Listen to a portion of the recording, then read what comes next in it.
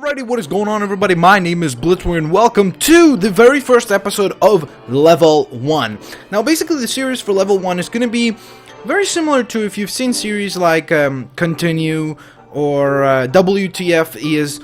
It's kind of like a first impression series. Basically there's a lot of games that I either want to share my opinion on, get some obviously momentum and eyeballs to, or there's simply games that you guys want me to voice my opinion on, and I do not want to do a complete walkthrough on them or a complete let's play, so I want to have a medium where I can kind of make a video about it, still voice my opinion on it, but meanwhile not have to go through the entire process of doing an entire let's play or anything like that. So for the very first episode of this series, we're going to be doing a little game called Don't Starve. Now this game is made by, I always mispronounce their name. It's like Klei, or it might be Klei, because it's like K-L-E, is it I-E or just I? Klei Entertainment, I think that's how you pronounce their name. They did like Shank 1, Shank 2, which were great games. Then one of my favorite games of last year, which was Mark of the Ninja, because that game was absolutely spectacular, so good. A really, really fantastic game. If you haven't played that, make sure to pick it up either on Steam or Xbox. I don't think it's still available for the PS3, but when it becomes available, definitely pick it up. And this is their next title, and this is definitely kind of a pretty self-explanatory name. The name of the game, of course, is Don't Starve, and the main idea of the game is, guess what? Sorry, you know what? Actually, let's, the problem really is it's still in beta, so I don't know why exactly, but I lost my save file. I had a really good save file, and they're always adding new things, like now you can actually customize the character that you want to play as, which is pretty gosh darn cool. So you can actually pick, as you can see, from a good variety of characters. I really like this art style. I know some people might not find it cool or might not enjoy it, so definitely that will be a big factor in terms of determining whether or not you want to play this game. But it's very much in the realm of Shank and Mark of the Ninja, you know, kind of cel shaded with a lot of kind of almost pencil drawn designs. Very unique world building in this game, and of course the main idea of the title, as it says, don't starve, is to not starve. So your main goal in the game is to literally find food at all times. Now sometimes when those birds drop off seeds like that, it looks like they pooped on the floor. I know, don't mind that. So it's very much in the vein of Minecraft. In fact, I feel like it has all the potential to become the next kind of Minecraft-esque game in terms of people playing it, doing a lot of Let's Plays for it, simply because of the fact, oh my god, that's a creepy turkey. Simply because of the fact that you could have kind of a different experience every time, like, you know what I mean? Every single person who has who plays this game can play it differently, you know? Like, the way I play is going to be 100%, not 100% different, but quite different than what you're going to play. There's definitely a very repetitive process to it, so definitely take that into account, that you're going to be doing a lot of repetitive actions like collecting resources, very Minecraft-esque, again, as I said before. So in that sense, it's a very repetitive game, but it's kind of like one of those, you know, time sink games like League of Legends, and please don't get upset at me, I love League of Legends as well, but there's a lot of kind of time sink type gameplay for this, and I'm just going to go ahead and construct an axe. So you have, of course, a good variety of tools and things like that you get access to, which is pretty gosh darn cool. I'm not going to go after that turkey. You got to bait it, because there's no way I could just chase it. It's too quick for me. There's a bunny, though. I could trick him. Now, before they provided that last update, they've been updating quite a bit. You could literally stand in front of the rabbit hole and bait the bunny to run at you. Now, if you chase him, as you can see, he will literally run away from you as far as possible. So it's like good luck catching up to him. So now you actually do have to use these items, such as traps right here. So for example, I could take this trap that I set up, and I could go ahead and set this trap over here, drop a carrot in there, because of course the bunny needs some sort of bait. He's not going to just walk into there. Silly bunny. Tricks are for kids. Okay, so now for now we're just gonna go ahead and chop down some wood, because that's definitely a very, very important resource, especially early on. And there we go, we got ourselves a bunny. Cool. Bam, let's go ahead and grab that. So as you can see, the trap as well as our axe and everything kind of has a wear and tear feature, very similar to Minecraft in that vein. You know, like our axe is 85% only good right now. Our trap is 88%, so it kind of wears down, your resources wear down, and obviously that drives you to then recreate resources and rebuild things and such. There's actually quite a big kind of, I don't know if you would call it meta world, but there's quite a bit of stuff to do within it, in terms of like, there are different wormholes that you could jump through, and then that delivers you to a completely different world, kind of darker, and different creatures and different resources available there. And actually there is the wormhole. Okay. Look at this. Bam. We just set up a touchstone, which is pretty awesome. But these wormholes, so for example, I'll show you. I'm going to go ahead and drop in one. And now watch. We're in a completely different world. There's going to be different creatures here versus the ones that were on the other world. At least that's my experience. That's what it's been. The main thing that I love about this game is the different terrains. Like, I love the fact that it definitely keeps it fresh, just like Minecraft, in terms of providing you with variety. Even though it's a very redundant game, it has so much resources and so much variety in terms of what you can do. And it's only in beta right now, that you could literally not get bored due to the fact that you're always either collecting something to rebuild something, or you're literally always exploring like all these nifty new areas. And with each update, there's always like that kind of thing where you're like, oh my god, what is going to be in this update? What is going to be something cool with this update, you know?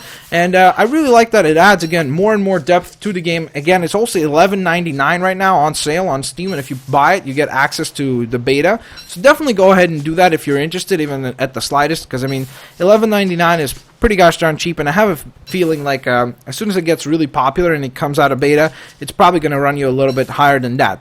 Now, the other main gameplay mechanic here, of course, is the fact that you might have noticed that the daytime changed. It's not just because we're in a different world and the lighting changed, but there are these three things that you might have noticed in the top right corner over here. Now, of course, this is all your resource management. This is all your different kind of building. Now, as you keep going, for example, when you assemble the science machine, you get access to other things. So this area here will fill up with even more things. And for example, when I just started, they didn't even have different stuff that you could wear. So this has been a new addition as well. So over time, they keep adding more and more things to where you get to build suits, you get to build new weapons. And this kind of is what you use to build all these different things. You use alchemy engine after the science machine, which also gives you further upgrades and things like that, which is pretty gosh darn cool. But the other mechanic in the game is definitely what you have to keep track of is in the top right corner over here. And that is, this is your basically stomach, like basically indicating how hungry are you? Do you need food or not? So in our case, we're 97. I believe it's out of 150 or so. We've got kind of your brain function, so are you going crazy or not? Which actually gets pretty gosh darn creepy when you're going crazy. My record is about 24 days. And on the 24th day, I died because my character just started to go like crazy, and you can't like catch regular bunnies because they're all like demonic looking things, and it's pretty gosh darn epic. Like it definitely incentivizes you and makes it difficult to get out of the situation where you're in trouble. So it incentivizes you to make sure that you're always kind of keeping up these factors up, not just your health, which is right over here. And then this mechanic right here is very important as well, which is actually your... I'm just going to assemble a campfire because you need to have some light during the nighttime. So I'm going to just set that up, and I'm going to drop some wood in there so that the fuel gets going. So that the fire gets going. And basically, as you can see, there are 3 segments to each day, and the idea is that you have to survive each day, obviously. There is no winning mechanic, at least not from what I know, so it's just basically literally just a survival game. It's not about winning, it's just about don't die, you know?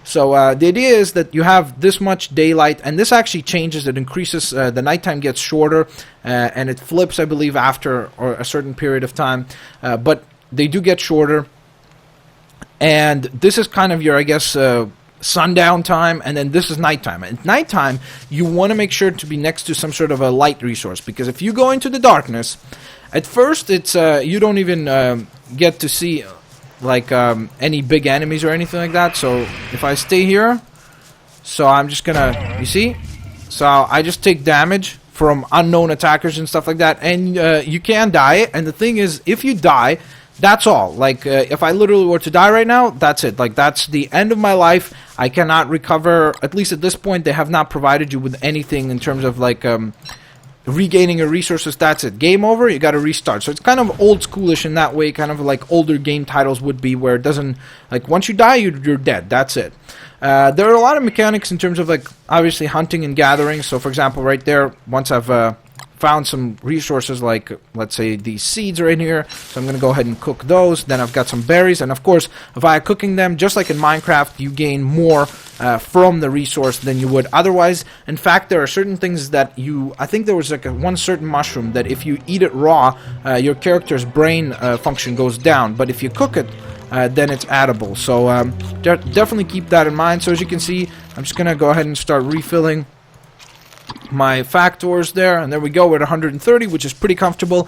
Now, the one tip that I wanted to provide before I kind of wrap it up with some final thoughts is, honestly, remember the title of the game, and that is Don't Starve. Now, I know there are people who've survived. I think I've saw one guy who was like 90-something days, which is insane. Good job on your part, dude. The main tip is that, remember, don't starve. That's the main thing. So always focus yourself on not starving. I survived 24 days, which is nothing, I know, but especially in comparison to some of the crazier records. But the main tip that I learned was that I started to get focused on there's just such an overwhelming amount of resources and other cool stuff that you get to build. Like, I had a little kind of fort going on with some stones and everything, and it looked really cool. By the way, if you think that you're always safe in the daytime, you're absolutely wrong, because over time there's going to be these wild boars that start chasing other enemies. So over time it becomes more challenging to even survive the daylight. So everything starts becoming slowly but maturely a danger to you. Which means that's why you do have to go look out for those resources, but you have to strike a balance. And remember that the most important function is to keep these two factors as high as possible, because once you're running low on stomach, and if your brain is your brain function is starting to go down, it makes the game way more challenging. It's almost like these two factors control the difficulty of the game in terms of setting it from being easy to then medium, hard, and then expert, and vice versa, and so on. So it definitely increases the challenge over time and becomes much more difficult to play the game. On top of that, don't forget, if you find any mistakes or errors, definitely report them through the forum. So let them know what kind of things you'd like to see changed, because honestly, they've been doing an incredible job of listening to people and really changing a lot of things. Like, for example, people said that it was kind of cheap of how easily you could kill these bunnies and everything. You could kind of spam that and break it. So now, as you can see, they've changed that so that you can't just kind of stand on top of the rabbit hole and then just stand there and wait for the bunny to run right into your axe. So they've definitely they're slowly making the AI smarter, they're making the game smarter, and they're adapting in terms of the environment. I think that there was a bit of a complaint that there were some areas that didn't have a lot of resources, so it's kind of noticeable that they've changed in terms of, like, there's more resources now appearing all over the place, which makes the game, again, a little bit easier. But then if you make things like gathering food harder, so it kind of balances out well in that way. But again, my main tip, remember to not starve. Eat, eat, eat, and eat. That's the main thing. McDonald's should sponsor this game. But overall, guys, I hope you enjoyed the first entry for level 1. It's very, very simple. Not much to it. It's not a review, and it's not a critical analysis of the game. It's pretty much me playing a game for about an hour or two, and then me getting on here and giving my opinion, giving my thoughts, sharing my thoughts. And on top of that, I'd love to know in the comment section below some games that you would like to see appear on this series known as Level 1. Ideally, more like indie games and things like that, because I'd really like to support those kinds of titles more so than the big, AAA publishers. But that being said, if there's some big game that I missed or did not provide any coverage on and you guys would like to see that, that would definitely be something cool that you could kind of let me know. Now, on top of that, I wanted to apologize for any errors or anything that I miss or misspoke or anything like that. I know some people would prefer if I went off a script or something like that, but I feel like a first impression series should really kind of be off the cuff. And if there's stuff that I did not mention about the game, I feel like it's not that it's not important, but it's just that on my personal basis, I didn't find it a critical component to the game. So overall, again, I know that there's going to be people who are going to find this game some people, first of all, will not like the art style. Other people will not like the gameplay of kind of very Minecraft-esque. But I think that the people who enjoyed Minecraft's concept but didn't enjoy the graphical design of Minecraft, or found it to be a little bit too kiddish, will definitely kind of start to lean towards Don't Starve as their version of Minecraft. And of course, everything I showed you is just the tip of the iceberg, because as you can see, I mean, you can keep going. There's a lot of upgrades. In fact, like when I was day 24, I had quite a bit of different stuff. I had like a little, as I said before, like a stone fortress set up with a bunch of fires. By the way, this fire is way better, the fire pit, because it burns better. It's more efficient in terms of how much wood you need to put it in to keep burning. And then there's other factors, like you could build yourself like a sleeping bag. It wasn't like a sleeping bag. It was like what was it called? Straw roll. There we go. So you basically use that to, obviously, just like in Minecraft, sleep through the night. But when you wake up, you're then fully hungry. So you gotta remember to balance that. Like, for example, if you are gonna use this, use it when you're very hungry already, so that you wake up and then you could just feed right away. So you definitely have to be very strategic about how you approach survival in this game. But overall, the main tip I could say, oh, look at that. There's some cool creatures we're encountering here. These are the spiders. I wish we would see, there's these cool little, they're not mermen. I think their names are mermen, but they're like creatures from the Black Lagoon. They look really awesome. I love their design. So, I mean, if you love the design, let me put it this way. If you love the design on the first, on Shank 2 or Mark of the Ninja, you're going to find this game to be cool. You're going to like the design. And if you enjoy Minecraft on top of that, you're going to absolutely adore this title. It does a lot of things right. Of course, there are some things that it could get better at, and that is the kind of redundant gameplay that you're kind of going to be doing pretty much the same process over and over and over again.